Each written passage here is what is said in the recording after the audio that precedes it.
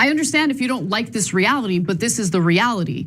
Donald Trump has somehow managed to increase his support among the following groups: union members and working class Americans, especially those without a college degree, Black voters, Latino voters, Arab American voters. Maybe it's time to look inward, Democrats. They're never gonna do it.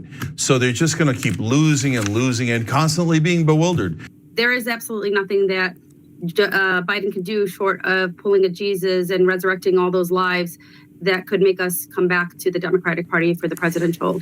And if that election were held today, Harris would win. I can't have that. I made the political calculation that I need to vote for Trump, whether I like it or not. My message to President Biden is I voted for you and I regret it. Will you vote for him in 2024? Absolutely not. They want her to see her move in a particular direction. Has she done enough? I don't think so. And I've been talking to people in the business sector in the Arab American community, and I was really surprised this week to get an earful to hear them say that they would much rather either vote a third party, not vote at all, or vote for Donald Trump. And I'm telling you, it's not obviously a significant sample size, but I cannot find one Arab American within my social circle in business or personally who have said that they will vote for Kamala Harris. When you look at the polling, it seems sort of neck and neck. What they are saying, and this is not a Donald Trump campaign line, that Tiffany Trump's father-in-law, who's a Lebanese businessman, has been successful in kind of converting and talking to people to explain why Trump would be better. Even with a Muslim ban, even with everything else that has happened, they feel they do not have any political clout. They don't have any political operation. The only political power they have is their. Yeah, so you saw Anna bring up those statistics, just absolutely devastating, folks, devastating. I mean, you talk about with black men down, black women down. I mean, Hillary Clinton was winning more black women than Kamala Harris. The devastating numbers: Hispanic community, Latino community, Cuban community, Asian American community, Arab American community, Muslim American community. I mean, it's absolutely unbelievable. You saw the young lady who was there that basically said that, you know, she's making a political calculation and she's voting for Trump.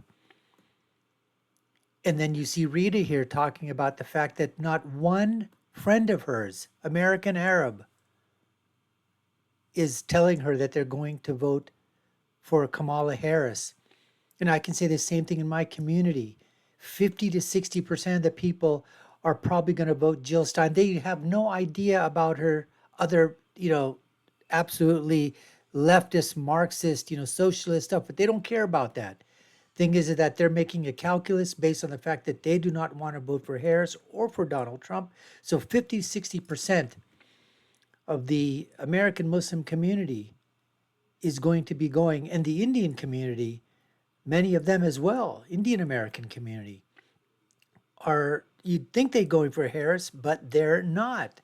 The reason is because they say that she never talks about her heritage. She never talks about her ethnicity. And that is persona non grata within the Indian American community, folks. It is not. It's like, All right? And so you got 50 to 60% going to Harris. I'd say 10 to 15% are going to Trump. And so if you've got that, let's say 50 and 15, 65, where are the 35 going? They're either staying home, or they're writing in another candidate, or going with another party thing or whatever. Mostly probably just, you know, staying home. So, I mean, these are the numbers that are out there. The mainstream media, every once in a while, they sort of touch upon it, but they sort of want to stay away from it, as if they talk about it, it's going to become a self-fulfilling prophecy. And I like that what that young girl said, who said, unless, you know, Biden has a Jesus moment where he can bring back the dead, there's no way, you know, that vote is going to change. No way. So let's go back to this young lady and let's listen to her giving her reasons why she is so adamant about literally stopping and destroying the Kamala Harris movement. So let's listen to her, folks. And I'm telling you what, if the anger and the sentiment that this young lady is talking about, is speaking about, is being vocal about, and is expressing about, this is just one of thousands within her community in the swing states, particularly Michigan, Georgia, Pennsylvania, and Wisconsin. Watch this, folks. I mean, first of all, we've heard a lot of lip service from the Biden administration. So a lot of the things that are stated have not been followed through, or in actuality, the opposite has been done. So, for example, saying that you want a ceasefire but continue to send military aid, or saying that you may withhold it in the future but continuing to send it as we speak, is really hypocritical, and the community really sees right through that. And then, on another note, the issue of the election for me and many other voters is not what Biden could potentially do at this point. It's a little bit too little too late. We want accountability. We do not forgive him for the genocide of over 200,000 civilians. So, and if the election were held today, Harris would win. I can't have that. I made the political calculation that I need to vote for Trump, whether I like it or not, in order to effectuate accountability for the genocide. And so that is why I am now not writing in anything. I'm not voting for third party, albeit I do agree with a lot of the other third party candidates, including in my policies and the things that I'm fighting for, even actively to this day. It is a political calculation that I am making, and it is strictly mathematical in order to ensure.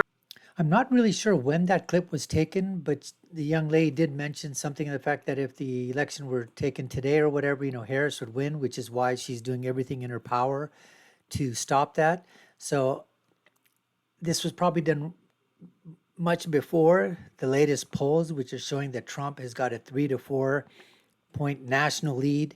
He's up in all the swing states. He's up in the betting markets, all of that.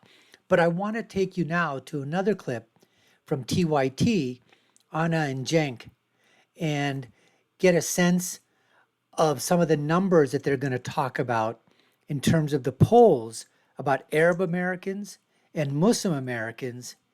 And if you had any doubts about Kamala Harris losing within the Arab American community or the Muslim American community, you won't have any after you watch this. So take a look at this, folks. That specifically looks into the Arab American vote has some pretty shocking results, especially when you look at how the poll was represented in previous election cycles. So apparently, according to this poll that was done by the Arab American Institute, they found that Trump actually leads Kamala Harris by 1 point. Let's take a look at the graphic. Among those that they polled, 42% say that they plan to vote for Trump.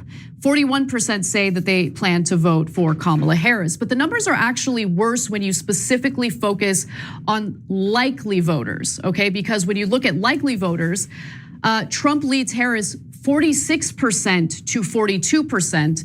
Only 79% of Democrats support Harris, while 89% of Republicans support Trump. And if you want to get a sense of how devastating this really is, well, in previous polls done by the same organization in partnership with Zogby, they found that the Democratic candidate typically beat the Republican candidate 2-1. And now they're losing.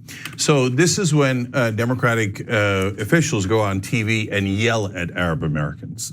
Don't you know what's at stake? You owe the Democratic Party your vote. Well, the Democratic Party was in charge when their family members were killed, and we paid for it. So if Joe Biden paid for the bombs that killed your sister, do you think you really owe his party a vote? The level of obnoxiousness and entitlement in that is stunning. I understand if you don't like this reality, but this is the reality. Donald Trump has somehow managed to increase his support among the following groups: union members and working class Americans, especially those without a college degree, Black voters, Latino voters, Arab American voters, Maybe it's time to look inward, Democrats. They're never going to do it. So they're just going to keep losing and constantly being bewildered. The number one advantage Donald Trump has by a landslide, everything else combined doesn't matter. Number one advantage he has is that the establishment.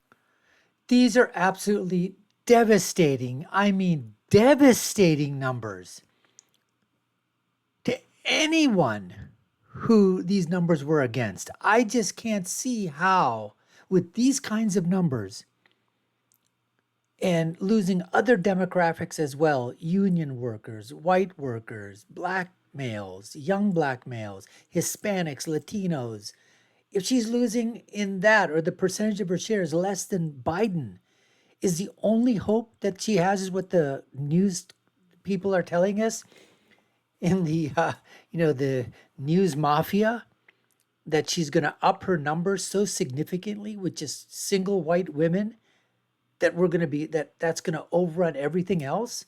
Folks, this is among American Muslim voters. Trump's up by 4. And 79% of the Democratic Muslims are supporting her. And that's probably from the uncommitted. But 89% of American Muslim Republicans, according to the Arab Institute and the Muslim poll that they did, 90%, 90, an 11-point difference. These should be absolutely send shockwaves. And I think they are, folks. I think these numbers are sending shockwaves. That's why you see them going and trying to see if they can win the Palestinian vote, the Syrian vote, the Lebanese vote. Are you kidding me? Which leads into my segue. NBC went and talked to a panel, a small panel, but it represents probably 200% of their thinking in the community, the American Lebanese community. And folks, if you want to see what's happening in the Lebanese Arab community, you need to watch this.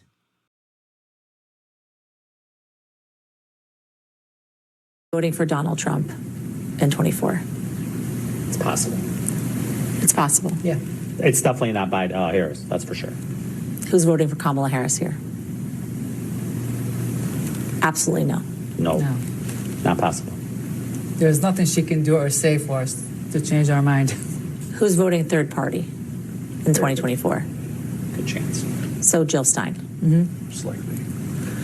It's also a possibility that some of us will just abstain from voting altogether, but we do know that that's not the best political strategy, Why are you voting for Donald Trump?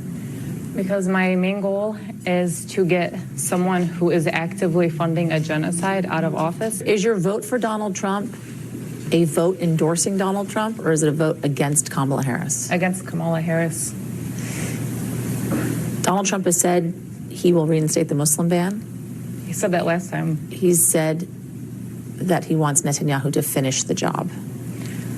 Donald Trump said a lot of things his first time around that terrified me. The campaign that the Democrats ran was that Donald Trump hates us. I felt safe, though, in the country when Trump was in office. I don't feel safe right now with Kamala in office. So, that to me speaks more. So there, you heard it, you saw it. I told you. Lebanese community, just 4 people. But do you really think that anybody in the Lebanese community is going to give a vote for Kamala Harris? You think anybody in the Palestinian community, the Syrian community, the Lebanese community we talked about, UAE, Dubai, Jordan, Egypt, all that from what they call MENA, Middle East, North Africa, when bombs that have been paid with our tax dollars have been sent over there and your family members have been killed, your mothers, fathers, sisters, brothers, nieces, aunts, uncles, nephews, grandparents, children, women, men, everybody. They have the signature of the United States of America written on them. You think they're really going to give you their vote? You must be fucking stupid if you think that's going to happen. That's why I tell a lot of people in our community, and I say, listen, you want to be intellectually honest? I understand I'm voting for Trump. I've said that, and I've been a Trump supporter even way before he even ran for president. I've loved him and everything about him, about his business acumen and everything else. And you know what? You take the whole total package, good and the bad.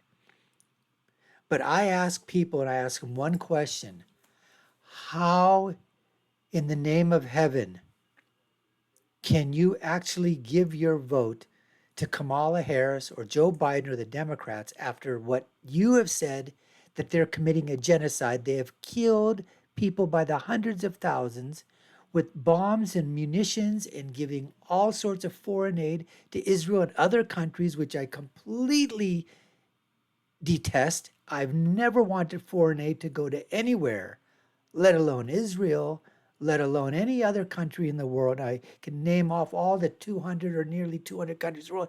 I don't want a single goddamn US dollar going to anybody. That money stays here. It's our fucking money. It's for Americans first. We are Americans first. Then we'll clean up our house, make our house nice and shiny and bright, and then we'll worry about everybody else. You take care of your own first, and then you take care of your neighbors. Because if you can't take care of your own first, how do you take care of your neighbors? So my question to them is, I would understand the intellectual honesty or the intellectual straightforwardness that you say, you know what, I can't vote for Trump. Okay, I understand. I can't vote for Biden and Harris because of what they've done with the continuing genocide and the funding and the munitions and the ammunition and all that other stuff we heard. But I will go with Green Party or I'll stay home. That to me is intellectual honesty.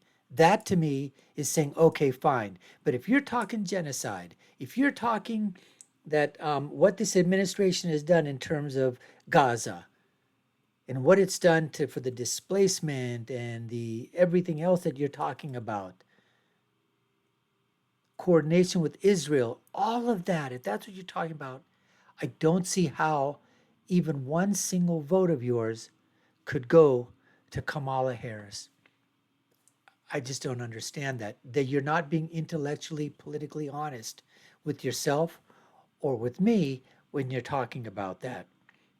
Now, let's go to the CNN clip where they bring in Ryan Girdusky and a couple of other people, folks, and this roundtable literally is talking about the same thing.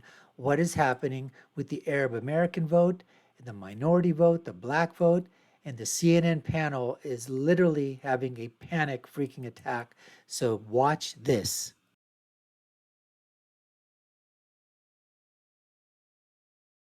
I mean, and that part, I mean, we were hearing about the inroads that Tiffany Trump's husband was making in the spring when the uncommitted, uninstructed movement in a couple of states in Wisconsin and Michigan were such a big deal. I mean, 48,000 votes for uninstructed in Wisconsin. That's more than twice Joe Biden's margin in 2020. In Michigan, 101,000 uncommitted votes. That's just shy of what Joe Biden won that state by. I mean, this is important and it could be decisive. And there's 200,000 Muslims in Georgia that no one talks about too. And in the CARE poll that came out several months ago, Kamala Harris was in third place among Muslims in several of those states behind both Donald Trump and Jill Stein. So there is this position that she's in. But she also said, by the way, in clips that they shouldn't go to Rafah. And she said that she would put something on the table against Bibi Netanyahu's government if they did go into Rafah. And now she's taking a big credit that they killed the terrorists in Rafah. It is a little bit of a flip-flop moment for her in a very fast time, considering how frequently she flip-flops. We're talking about also what Joe Biden's position was. He was the one who created that red line about Rafah, which Israel completely ignored. But one interesting thing, I mean, I noted Trump didn't address this today at all. Yeah, I'm surprised. I don't think he needs to, honestly. I mean, I think... I mean, don't you think it's a huge... I mean, this is a big moment. It is a big moment, but if I'm looking at it through the political lens, I'm listening to everything you just stated, and if my daughter is sending her father-in-law out to these consequential places and they're talking to that particular community, I'm going to allow that to exist. I'm going to focus on other things. I recognize the liabilities for the vice president. They're the same liabilities for Joe Biden. They may even be potentially worse for the vice president, because I think the expectation was because she's younger and also of color, there would be some sort of shared understanding with the Arab American community, and there isn't. So that's a huge problem for her. And I think it's the forgotten that you talk about. This is a community that isn't often followed very closely. They've typically in the past 2 decades voted Democratic. And to have these people say this, and keep in mind, when you look at this and people are viewing in the Arab world, 60% of the Arab world is under the age of 30. They are coming of age with this war. It doesn't matter whether they're Lebanese or from Saudi Arabia or Jordan. They feel very strongly that this needs to end. And when you talk to them about what direction we should go in with the White House, they don't believe that Kamala Harris is offering a change. Well, and they also, there's a particular concentration in Michigan that affords its own power of swaying, not quite like Cubans in Florida, but that same point. And that's why it's been a little surprising to me that the Democrats have not approached this much differently, because if you want to try to win this without Michigan, go ahead and do it. I just would not make that my strategy. And it felt like they basically punted on that with their policy. Well, it's a kind of, I mean, they're in a tough spot because there is U.S. policy, which is staunchly behind Israel. There is also a pretty sizable contingent of Jewish Democrats for whom this is also a huge issue. So she's trying to be right there in the middle, and that's not what Arab American voters and Muslim voters want to hear. They don't want a down the middle response to this. Yeah, I think it's a tough position to be in, because I think that she's the current VP of a president that has a policy that she needs to be respecting and behind, and she's a current candidate, which rarely happens the way we're doing it like this. And so what, if I may ask you, what does the Arab community want to hear from her? They want to say she's going to do what that she could do without stepping on her boss's toes? I think it is the loss of life over and over again. The fact that this many people can die and nothing be done about it. Right. And they feel that they don't have a voice and ability to advocate for what they believe should be an end to this. And simply calling for an end. So you saw this white elitist Democratic operative, turn to Rita and say, well, what do they want? What could Kamala Harris do to win back their vote? And Rita basically told her, nothing. It's the loss of life, you stupid idiot. The loss of life. They've had months in which to stop this. But now you're asking 2 weeks before the election, what do we need? And it all goes back to what that community organizer in the very beginning of this video was talking about, saying the only way a miracle is going to happen for the Democratic Party if there is a revival Jesus moment.